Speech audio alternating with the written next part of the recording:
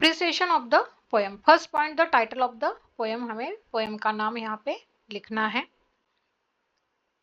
Second, the name of the poet, यहाँ पे poet का नेम हमें लिखना है। Who has written the poem, जिसने पोएम लिखा है उसका नाम लिखना है।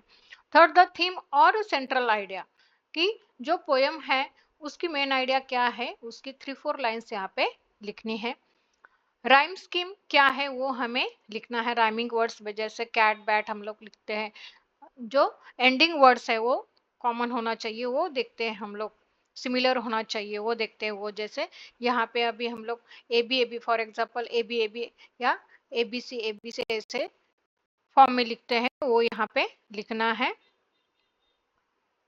फिगर ऑफ स्पीच, यहाँ पे कम से कम हम लोग को एक एग्जाम्पल देना है, वो पोयम में होना चाहिए उसका एग्जाम्पल, वो यहाँ पे हमें एक्सप्लेन करना है।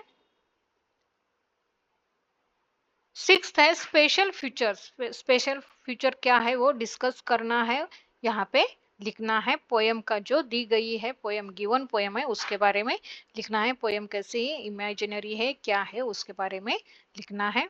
सेवेंथ, फेवरेट लाइन और lines from the given poem, जो हमें पोयम दी है, क्वेश्चन पूछा है, वो पोयम में से 2 लाइन्स हमें लिखना है, एक्सप्लेन नहीं करना है, सिर्फ 2 लाइन्स वहां पे लिखना है। 8, the reason why I like और डोंट लाइक द पोयम, की पोयम अगर अच्छी लगी है तो क्यों लगी है, नहीं लगी है तो क्यों नहीं लिखी है, उसके रीजंस है वो यहाँ पे लिखना है। इस प्रकार रीजन से लिखना है। और एप्रिसिएशन कम से कम यहाँ पे 20 लाइंस का तो होना चाहिए। प्रॉपर ग्रामर होना चाहिए, तथा प्रेजेंटेशन के लिए भी मार्क्स रहते हैं, प्रेजेंटेशन प्रॉपर होना चाहिए। इस प्रकार हमें लिखना है, ऑल पॉइंट्स जो कवर करने हैं।